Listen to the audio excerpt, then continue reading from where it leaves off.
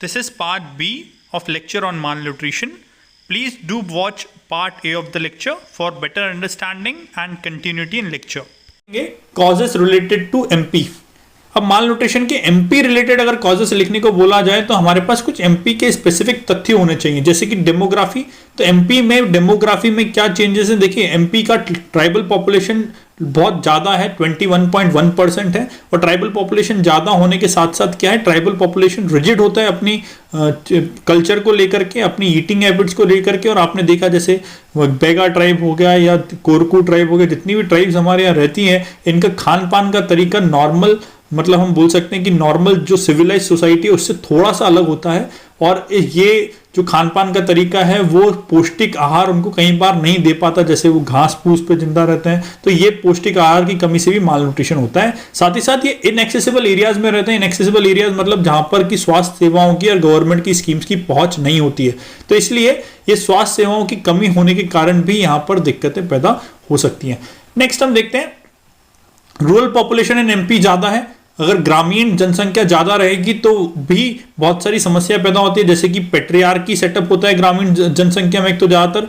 साथ ही साथ जो स्वास्थ्य सेवाओं का जो एक्सेस अर्बन एरियाज में है उतना ही अच्छा एक्सेस जो है वो रूरल एरियाज में नहीं होता है। इस वजह से भी रूरल पॉपुलेशन ज्यादा होना माल न्यूट्रिशन का कारण बन जाता है। साथ ही साथ रूरल पॉपुलेशन जो है वो सोशल डॉगमास पे ज्यादा बिलीव करती है, मतलब कि जो आपकी सामाजिक रूढ़ियां हैं उन पर ज्यादा भरोसा करती है, जैसे कि माँ का पहला गाढ़ा दूध जो है खराब होता है, वो बच्चों को नहीं पिलाना चाहिए। ऐसी बहुत सारी भ्रामक भ्रांतियां जो है ग्रामीण परिवारों में रहती है, और इस वजह से ज्यादा रूरल पॉपुलेशन होना भी माल न्यूट्रिशन का एक कारण है जो कि मध्य प्रदेश में विद्यमान है। इसके बाद तीसरा डेमोग्राफिक कारण क्या है, लिटरेसी रेट। मध्य प्रदेश की जो लिटरेसी रेट है वो बहुत कम है, स्पेशली अलीराजपुर जैसे अगर डिस्ट्रिक्ट देखें जहां पर बहुत ही कम लिटरेसी रेट है। और फीमेल लिटरेसी रेट की अगर हम बात करें तो वो और ज्यादा कम है।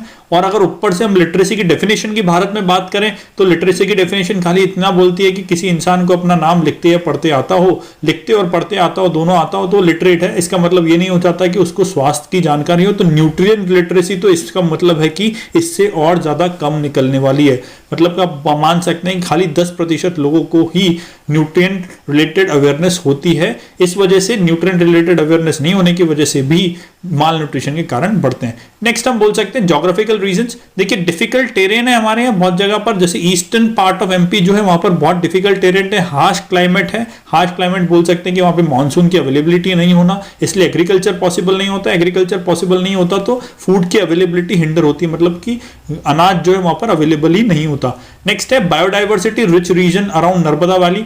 जहां पर भी बायोडाइवर्सिटी ज्यादा पाई जाती है वहां पर इन्फेक्शन के कारण ज्यादा रहते हैं। जैसे कि आप देखें अफ्रीका के मिड अफ्रीकन बेल्ट से या ब्राजील वाले बेल्ट से अगर आप देखें तो वहां से सबसे ज्यादा वायरसेस, सबसे ज्यादा इन्फेक्शंस पैदा होते हैं। विश्व की बड़ी बड़ी महामारियां जो है वहीं से पैदा होकर आई हैं, जैसे कि इबोला आप बोल सकते हैं, जीका वायरस बोल सकते हैं। तो बड़ी बड़ी इन्फेक्शंस जो हैं सभी बायोडाइवर्सिटी रिच एरियाज में पनपते हैं। और बायोडाइवर्सिटी रिच एरिया हमारे मध्य प्रदेश में भी है, नर्मदा वैली के आसपास, जो कि हमारे ट्राइबल लोगों का भी निवास स्थान सबसे ज्यादा रहता है। इस वजह से वहां पर भी आप देखेंगे कि माल न्यूट्रिशन के परसेंटेज ज्यादा मिलेंगे। सोशल कॉजेस है, देखो सोशल कॉजेस में क्या है, सोशल डॉगमास है हमारे यहाँ, जैसे early childhood marriages. Early childhood marriage होगी तो अर्ली चाइल्डहुड प्रेगनेंसी होगी, और उसके बाद फिर वो साइकिल जैसे हमने देखा early childhood marriage, early childhood pregnancy, तो उसके बाद उसके जो कॉम्प्लिकेशंस होंगे वो माल न्यूट्रिशन में रिजल्ट करेंगे। इसके बाद patriarchal setup of society India में, पेट्रियार्कल सेटअप ऑफ सोसाइटी होने की वजह से, और एमपी में भी पेट्रियार्कल सेटअप ऑफ सोसाइटी है, और 1 in 4 गर्ल्स जो है वो मैरिड जो है वो माइनर होती हैं। अर्ली चाइल्डहुड मैरिजेस का कॉन्सेप्ट है। इसके बाद discrimination of girl child in feeding, मतलब कि उनको गर्ल चाइल्ड के साथ हमेशा डिस्क्रिमिनेशन होता है घर परिवार के अंदर, कि मेल चाइल्ड को पहले खाना परोसा जाता है और जो बच जाता है वो फिर गर्ल चाइल्ड को परोसा जाता है। ऐसे भी नंबर ऑफ केसेस इंडिया में हैं, एमपी में भी हैं। सोशल डॉगमासेस की वजह से ही जो है और पेट्रियार्कल सेटअप की वजह से ही गर्ल चाइल्ड जो है ज़्यादा शिकार होती है एनीमिया की। ये भी एक मेजर कारण हमारे यहाँ देखने को मिलता है। इसके बाद इकोनॉमिक रीजंस हैं। इकोनॉमिक रीजंस मतलब कि पॉवर्टी एमपी में ओवरऑल इंडिया के एवरेज से थोड़ी सी ज़्यादा है। ये कहाँ से हम बोल सकते हैं, ग्लोबल एमपीआई की रिपोर्ट में ये बताया जाता है कि MP is the fourth poorest state of the nation. इसके बाद माइग्रेशन, एमपी में भी माइग्रेशन बहुत है। माइग्रेशन मतलब हमारे यहाँ 4 महानगर हैं, इंदौर, भोपाल, जबलपुर और ग्वालियर, ये चारों महानगरों में बहुत सारे अलग अलग रूरल एरियाज से माइग्रेशन होता है। और माइग्रेशन जब भी होता है तो वहाँ पर माइग्रेशन से जुड़े इल इफेक्ट्स होते हैं, जैसे कि स्वास्थ्य सेवाओं की पहुँच नहीं हो पाना, आइडेंटिटी नहीं हो पाना। पहले रेशन कार्ड्स नहीं होते थे, कि अब तो मोदी जी ने एक नई स्कीम लॉन्च करी है, one nation one ration card, लेकिन पहले जिस जगह का रेशन कार्ड है खाली वहीं से आप अनाज ले सकते थे। तो इस वजह से भी फूड की प्रोक्योरमेंट में हिंड्रेंस पैदा होती थी। तो इकोनॉमिक रीजंस भी हैं। इसके बाद lack of proper sanitation and drinking facility नहीं है, सेफ ड्रिंकिंग वाटर की फैसिलिटी नहीं है, इस वजह से भी दिक्कतें पैदा होती है। ड्रग अब्यूज अगर आप देखें, अल्कोहल अब्यूज, शहरिया ट्राइब फेमस है अल्कोहल अब्यूज के लिए, इसलिए शहरिया ट्राइब में ही सबसे ज्यादा कुपोषण पाया जाता है, जो कि आपके श्योपुर वाले इलाके में मौजूद है। इसके बाद नेक्स्ट हम देखें, स्मोकिंग एंड टबैको अब्यूज भी एमपी में अमूमनतः बाकी नेशनल एवरेज से थोड़ा सा ज्यादा है। इसके बाद हेल्थ रिलेटेड जो अगर फैक्टर्स देखें तो lack of health care delivery systems in MP, इससे रिलेटेड डेटा अगर आपको जानना है तो मैंने अपने सेकंड लेक्चर में जहां पर प्राइमरी हेल्थ केयर सेंटर्स के ऊपर डिस्कस किया है और हेल्थ इंफ्रास्ट्रक्चर के ऊपर डिस्कशन किया है, वहां पर इसके रिलेटेड आपको डेटा भी मिल जाएगा। और इम्यूनाइजेशन कवरेज के ऊपर भी आपको डेटा वहां पर मिल जाएगा। तो लो इम्यूनाइजेशन कवरेज और lack of health delivery systems in MP, ये भी मेजर कारण है किस चीज के, माल न्यूट्रिशन एमपी के।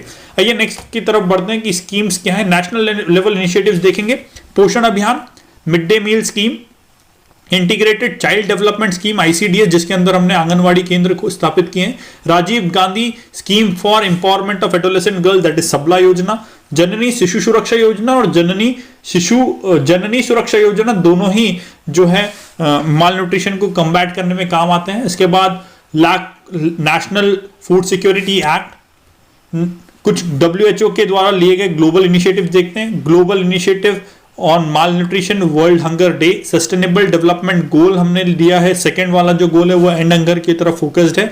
और वर्ल्ड हंगर इनिशिएटिव जो है ये मेजर इनिशिएटिव्स हैं ग्लोबल लेवल पे। कुछ और नेशनल लेवल इनिशिएटिव्स देखते हैं हम, तो PDS scheme, public distribution scheme जो हमारी है, mothers absolute affection programme that is my initiative.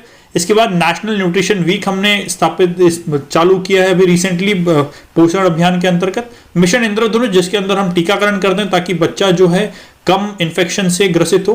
प्रधानमंत्री मातृत्व Vandana Yojana, eat right India initiative, तो ये कुछ इनिशिएटिव नेशनल लेवल पर भी हैं।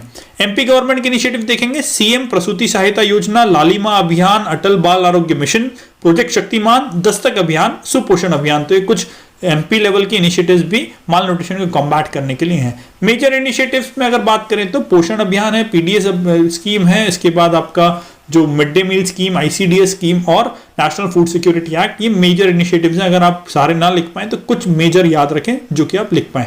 कुछ ग्लोबल फैक्ट्स देखेंगे, देखिए 1.9 बिलियन एडल्ट्स आर ओवरवेट और ओबेस, मतलब ओबेसिटी से शिकार है 1.9 बिलियन एडल्ट्स। साथ ही साथ 462 million are underweight, 462 million peoples in the world are underweight. ये रिपोर्ट किसकी है? WHO की रिपोर्ट है। सेकंड देखते हैं, 47 million childrens under the age of 5 years are wasted, 14.3 million are severely wasted, 144 million are stunted, while 38.3 million are overweight, that is obesity के शिकार हैं। ये चिल्ड्रंस की बात कर रहे हैं हम यहाँ पर।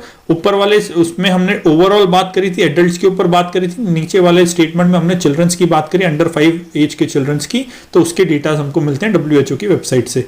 इसके बाद हम देखते हैं around 45% of death among childrens under 5 of age are link to undernutrition. Undernutrition कारण जो डेथ का परसेंटेज हम चिल्ड्रन IMR अगर हम देखें या अंडर 5 चिल्ड्रन डेथ देखें, चाइल्ड मोर्टालिटी रेट देखें, तो उसमें 45% जो रोल है वो अंडर न्यूट्रिशन का है, माल नरिशमेंट का है। इसके बाद हम नेक्स्ट देखते हैं, undernourished people in the world are rising from 777 million in 2015 to 815 million in 2016। ये यूनाइटेड नेशन की रिपोर्ट है जो कि 2018-19 में पब्लिश की गई थी। इसको भी आप देख सकते हैं ग्लोबल फैक्ट्स में। इंडिया के रिलेटेड कुछ फैक्ट्स देखते हैं, देखिए 4.9% prevalence of severe acute malnutrition among childrens, 4.9% acute malnutrition है। इसके बाद 34.7% rate of stunting among childrens, बच्चों में जो बोनेपन का जो रेट है दैट इज 34.7%, 33.4% रेट है अंडरवेट का और 17% रेट है वेस्टिंग का। ये सोर्स क्या है हमारे इंफॉर्मेशन का? कॉम्प्रिहेंसिव नेशनल न्यूट्रिशन सर्वे जो कि यूनिसेफ के द्वारा कंडक्ट किया गया था। इसके बाद एनीमिया से रिलेटेड फैक्ट भी है, anaemia in India is wide spread 58.6%, that is 58.6% children's, 53.2% of non-pregnant women and 50.4% of pregnant women were found to be anemic in 2016. ये नेशनल फैमिली हेल्थ सर्वे की रिपोर्ट के अनुसार डेटा है। Next हम देखते हैं एमपी से रिलेटेड कुछ तथ्य। 68.9% population in MP is anaemic, children are in MP is anaemic, anaemia के शिकार है। 42% rate of stunting among children, 42.8% underweight, for 25.8% wasting. और ये रिपोर्ट का सोर्स है, ये डेटा का सोर्स है नेशनल फैमिली हेल्थ सर्वे 4 जो कि 2016 में कंडक्ट किया था। Anaemia in women in MP is 52.5% जो कि 2016 का एनएफएचएस मतलब कि नेशनल फैमिली हेल्थ सर्वे का रिपोर्ट बताता है। तो ये ओवरऑल आपके डेटास थे। Thanks for watching this lecture. I hope कि आपको ये लेक्चर थोड़ा सा यूजफुल लगा होगा। डायरेक्टली बहुत सारे क्वेश्चंस जो हैं वो आपको इससे बन सकते हैं, जैसे कॉजेज हो गए, इम्पैक्ट्स हो गए, आप वो सारे कॉजेज इम्पैक्ट्स यहाँ से बना सकते हैं। इसके अलावा भी और पॉइंट्स आप ऐड ऑन कर सकते हैं। और मेरे टेलीग्राम ग्रुप पे भी अगर आप ज्वाइन करें तो जिसका डिस्क्रिप्शन बॉक्स में मैंने लिंक देकर रखा है, तो वहां पर भी आपको कुछ और रोचक तथ्य और डिस्कशंस मिल सकते हैं। So you can join us on Sculpt Academy Facebook, Instagram as well as YouTube.